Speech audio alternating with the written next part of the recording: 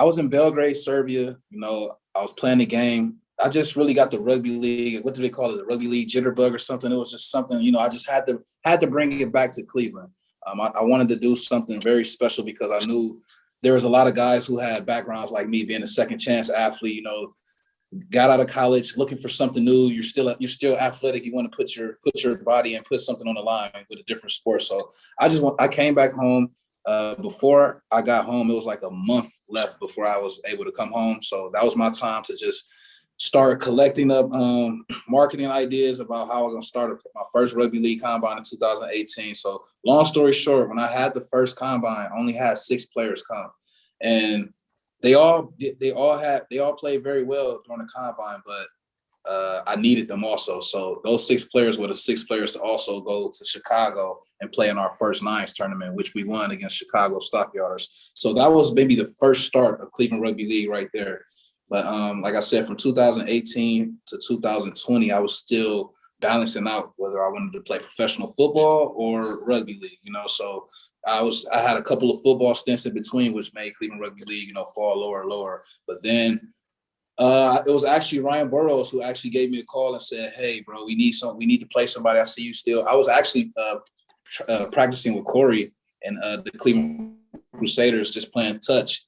And I guess Ryan Burroughs thought we were all rugby league, and they just challenged us for a game.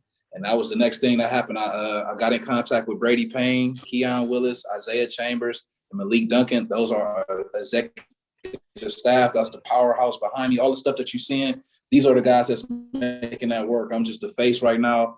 But when I got with these guys, all business professionals, it really helped me grow the game of rugby itself and the team. So now I have the players like Corey. I have guys like Jalen Peoples. I have guys like Wale, Khalid, just different guys who play all union. And now they're learning the game, and now they're stuck with it. As you see, Corey, he hasn't left yet, So it's just been growing the game. It's just been a fun process, to be honest. And was Corey, were you one of the 6 initially? Were you one of the founding fathers of this club or not? No, I actually wasn't. I came more recently, actually. Maybe had to be like somewhere last year, summertime. That's when I met him. He came out to a couple of the Crusaders practices, and he was telling me about COVID hit, of course. So rugby was on back end, and he gave me an opportunity to play some rugby. I was like, "What's the league?" He showed me the ropes, played the game, and I fell in love again. Because yours is a union background, isn't it? So the league wasn't too alien to you, but Monte, you'll have been showing rugby league to some guys who've never seen any form of rugby. What's their first initial impression of rugby league? Well, the first thing always is cardio. So guys aren't used to tackling and going back 10 meters. So it's always the cardio thing. So I'll hear it more from like the bigger lads, like, "Whoa, hold on, this is a lot," So, but guys like Corey, who's fit and fast, this was perfect for them, and especially for the guys who have American football background. American football, we have 4 downs to try to score. With rugby league, there's 6. So guys can kind of relate, and it's easier. I would say it's easier for, former football players to transition to rugby league.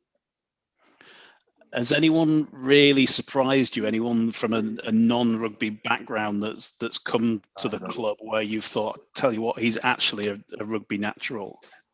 Well, definitely all the players, to be honest. Remember, 90% of the squad right now and from the beginning are all union players. So I really had a job to really teach these guys the game, from the basics, from me learning the stuff and, relaying the message. But that's a good question for Brady to answer, since he's right now in the executive staff position, he's learning the players. But our first combine, we had players, this combine this year, we had players that didn't have rugby league background. So I'll let Brady take that and just get a different perspective from him. Brady, you're the acting CEO. So how have you seen the club grow since its inception? You're on mute, Brady. Sorry about that. So how me and Monte kind of started to partner was I did all of Monte's graphics back when he played for like Shawcross and Belgrade. So I was the one kind of like implementing all the graphics for like the different tournaments and the different games and things of that nature. So you were his hype man, weren't you? Kind of, I kind of was. I kind of was. So that's how that relationship started with rugby. But over the years, I just kind of studied it a little more and grew to actually like it a lot. So that's why it was pretty easy for me to implement myself business wise, because I already have graphic and marketing design business. So I'm like, you know what, let's put a brand behind this. Let's make an identity. So we kind of came together, and yeah, since then it has grown really, really fast. Like, oh my God, it's like light years, because we have guys who have came to us first day, have been to a few training sessions, and they had little to no knowledge at all, to like almost looking like they've been on a rugby pitch all their life. So yeah, I've seen a lot of guys who have kind of made the crossover, who've translated really well, just because they've already had that speed, quickness, and that mindset to really be a good rugby player. But ultimately, just learning it is the learning curve. So a lot of guys have been learning really fast and adjusting. So what about the product of rugby league when you're showing it to people, maybe sponsors or whatever? What do they think when they see the contacts? No one's wearing helmets, no one's got pads on. Are they surprised?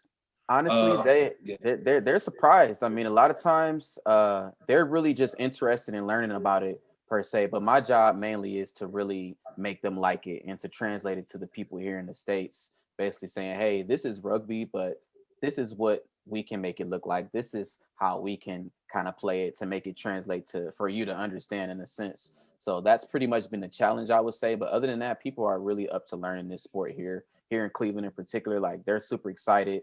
They just want to come and see something different. They want a new kind of like breath of fresh air. So this was kind of like perfect timing for us ultimately. Monte, are people surprised when they see rugby league for the first time over there, when there's no helmets or pads? I mean, yeah, definitely. I remember when I first started and I was trying to tell people what I played and just describing it. The main thing they would say, hold on, you don't have a helmet on, you don't have any shoulder pads on. So it's just a whole new thing for our culture, especially my family. Like, my family doesn't know anything about rugby league or rugby union or anything. So I'm really growing the game just off of just playing it. But it's always surprising when I tell them, like, I remember I had fractured my jaw by playing, and it was like, how did you do that? You got a helmet on? I'm like, no, I play rugby. There's no helmets. It's bone on bone. So it's just always a surprise. Like, wow. They always think you're just a badass because you play rugby. It's always so funny, man. Corey, are there times when you wish you were wearing a helmet when one of the guys is coming at you? Not really, man. I'm usually I'm evading any contact. All right, I don't run into no contact if I don't have it. But I mean, at times when it's like say it's a big forward I'm going up against. Yeah, I kind of wish I had a helmet, because sometimes I go real low, so they might just hit me with their knee. Right. I might be concussed. Ooh. We've got some Great Britain internationals who've made a whole career of evading any sort of contact, so it's not a bad thing. You just keep doing that. It works. We won't put any names out there. They've won, I'm not going to mention any names, but they've won millions of trophies. Brady, James, I do have a question for you also too. I just want to hear from a different perspective. So, what do you think about Cleveland Rugby League? What we got going on from our social media presence? What's your perspective? Brady mentioned the phrase "a breath of fresh air." I think it has been. I think what I've seen on social media, it's just really sort of grabbed people's attentions. I think the badge, the marketing, the logos, it's just something new. And I think there's a lot of eyes on social media at the moment because of the lockdown over here, and a lot of people don't have much other things to do other than maybe staring at screens. But what you've done has stood out, and you need to take a lot of credit for that. But it's up to you now what you do with it back there and how it's perceived. And Brady, you mentioned the breath of fresh air, and people want something new because the sporting scene over there is saturated, isn't it, with the basketball, the baseball, the hockey. How hard is it going to be? What's the challenge to actually, how big is that challenge going to be to actually permeate into some of that in Cleveland? Well, great question. That's a good question. Usually Brady always says it, but it's really to grow the game here. I feel like we have to, bridge that gap. bridge the gap between our cultures, put the music. Like we had our official DJ. I don't know if any other rugby league team has an official DJ or anything. So we have an official DJ. We were at the combine playing the music. And even Corey gave us some feedback. He said the music just helped him, vibe out and just get focused. So that's what we love to do. We're just trying to see what we can do within our community to make it easier for, people to learn the game and to be most attractable, So that's why we got the nice apparel out. That's why we have, different type of logos, just different things, just to make it more different than any other club. We just want to stand out to be the most marketable. Love the idea of your own DJ. I'd go down, especially behind closed doors games over here. They can be a bit. I'm all for that, to be honest. I'm all for that. Brady, how hard is it going to be to break into the sporting market there? I think everything of this magnitude has its challenges, but ultimately, if you go into it with an open mind and you make sure all the business is crossed off, make sure everything is right, make sure your platform and foundation is right, your staff, make sure you're getting in the right players. As long as you do that, I think we'll be fine. I think just creating our brand and showing it to the world is going to be like our biggest challenge, because hey, some people might like it a lot, some people might not like it, some people might want the traditional rugby league style or colors or ideals. So it's up to us to push it and make it look cool ultimately. But our main focus is to bring everyone together. So from all backgrounds of life, Cleveland Rugby League represents everybody. So we don't really do any type of divisive verbiage. Everything is more of a come together type of verbiage. So we're just trying to really translate to the people here and make them or not make them, but give them a better avenue on how to learn rugby instead of just the basic way. Just make it look more fun and appealing overall. So it's clear that you want to have a very close relationship with the community there, and that's what rugby league is all about over here. Is the sport over there? Can it be an avenue to keep guys out of trouble, do you think? Oh, definitely. That's number one, to be honest. We want to give guys, ladies also, we want to give people opportunity, just a different opportunity to, of course, in the future make money, but of course, stay fit. We're definitely promoting health, definitely a time where you can just have your kids come see you doing something productive in life. It's not something about sitting home, drinking and doing all this other stuff. You're actually being productive. You're meeting guys. You're helping out with the social life. Guys see each other out somewhere and they just get to talking about rugby league or we did this. So it's all about that, bringing everybody together. The social life. We haven't had our time yet to have the social part, but rugby league is big on the social life, or after the game, big on stuff like that. So I keep saying, like, rugby league is a gritty sport. That's what Cleveland is. Rugby league loves the social life, and that's what Cleveland does too. We love to party, we love to drink. So I just feel like it's the perfect sport. We're just doing everything we can for that time just to blow it all up. I'm gonna be honest. I'm forcing people here to love rugby league. So that's why I'm on my Instagram and social media every day. Rugby league this, rugby league that. I'm making books, rugby league this. When I go to football camps, I'm the only one with a rugby league ball. It's just like, what is this? So I'm making people say, what is that? Or what is he doing? Or what type of sport is that? So I'm just forcing it on people. I'm being honest. I've seen the size of you. There won't be many people who'll say no, to be honest. Right. It'd be daft if you did. What, Corey? What's the party like at Cleveland? Notre Dame. Oh, they said, what's the part that I like about Cleveland? Or the party life. What's the party like? Party life. Oh, yeah. Party life. Well, during college years, it was I didn't really go out like that because I really had to work to pay for my tuition. So during my college days, it was more like, hey, they have a house party, or we'll have a house party, and like everybody would come. It was mostly like our rugby people. Like they'll come, the rugby dudes, rugby girls, and like they'll bring some of their friends. So it was like that. But after like I graduated, got out of there, I've been going to the bars, and it's like, hey, you see so many people out. Well, not now anymore because COVID. Right. But yeah, it gets wild. It gets wild. Sounds good. Sounds really good. You will have seen. I think you mentioned it on you tweeted it. The Canadian domestic league. There's talk of getting that up and running. Could that be of have helped to you guys? You're only the other side of Lake Erie, aren't you, to Canada? I mean, yes, it's options everywhere, to be honest. Like, to be honest, we're not fond of traveling. Like, we would love to travel to anywhere from Las Vegas to Nevada to Cali to Utah to Florida. So anything is close to us, but we're definitely staying close to, the Canadian teams because, that is a short distance for us. Going to Canada, going to Ottawa or going to Toronto is definitely closer than going to Cali. So we're definitely keeping our talks in. We're definitely keeping the relationship well between that two. And shouts out to all the Canadian teams and the CCCRL. Because yeah, absolutely, you can stay in with them if they're looking for an extra side. You're putting your hand up for them. Exactly. Hey. Why not get involved? What? Brady, give us an idea of what Cleveland's like. What if you were advertising the tourism over there? What would you? If I was coming over, what would you ask me? What would you tell me to do? Where would I go? Great, super great question. Okay. So I'll help you Cleveland is a fun city, to quite the contrary. Like, there's a lot to do if you really kind of dig deep. Like, as far as eats, it's really fun. The art life in Cleveland is really fun. Like, you can find all type of little art shows, event shows, music festivities, and things of that nature. It's just really a city where if you want to honestly go to a nice bar scene, like, Cleveland is definitely it. It's got a nice bar scene. But also in the West Side areas, they just got all just different types of venues and different type of cool stuff that you will really never hear about. It's more so the smaller private companies that have more of the fun little things going on. So I would say, downtown is really good. The West Side, Lakewood area, Tremont.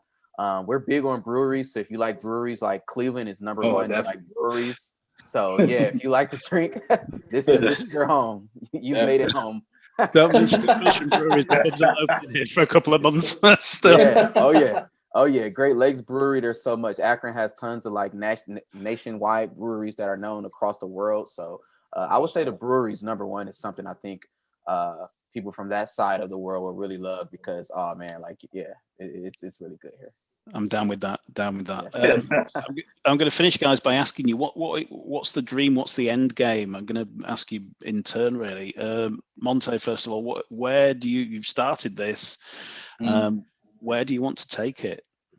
Well, in 2018, the start of this was to really be a developmental club, a developmental team for players to go play for us and then go off to the USARL to basically fight for a position on the national squad. Everybody wants to be able to play for their country. So that was my main goal. But with so many things coming about, we really just want to grow the game in general here in Cleveland, here in Ohio, and here in the USA.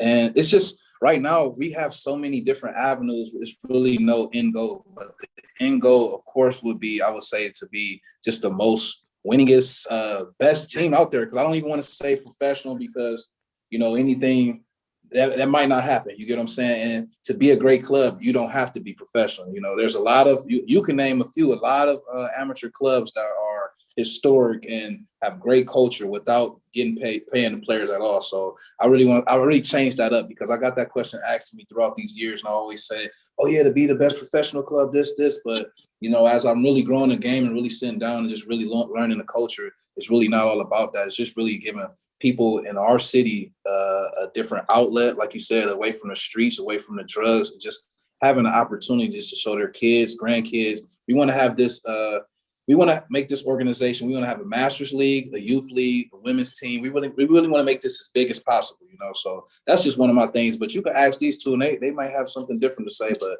it's really can go either way because it's really bigger than what we see it as right now. Good answer. Very good answer. Corey, what do you want to get out of your time with Cleveland? Where do you see it going? Pretty much. I mean, there's no stopping it from here. I mean, it can go as far as Monte and Brady and all the executives want to take it. I'm just like a player at the moment, So as I work my way up playing with them, the more maybe I'll get into their aspect of the game or their aspect of the club. And I can have more say and put in more info into where they want the club to go and how far they want the club to go. But for right now, I just want us to be a good team, be with some friends, and just play rugby, man. I love rugby so much. Monte was talking you up with your speeds. Any chance of you coming over and getting a contract over here? I mean, I believe it. Monte allows me, you know. If he allows it, if you don't pick me up right now, I might be up. Hey, we want the best. We want the best for all our players. So if it happens, that'll be great on our end, you know, to be able to have, like you said, like I said from the beginning, it's a developmental club. That'd be great if Corey can go play professional in the NRL or Super League or somewhere else. We would definitely love that and push for that, you know. Brady, finally, where do you see it going? Okay. I see the Cleveland Rugby League as being a staple in rugby league. Ultimately, our main goal is just to show the world who Cleveland is, art-wise, music-wise, show them what type of people we are, just pretty much show the world and showcase what we have to offer. So ultimately, I see us being a club that's going to be a pillar in the community, a club that's going to be enticing to the youth growing up. I want people to say, hey, I want to grow up and play for Cleveland Rugby League. You know, I want people on that side of the gamut to say, hey, I want to fly over and play for this team here. So ultimately, just like Corey said as well, is just to build a family, create relationships, but ultimately show the world what Cleveland is really about.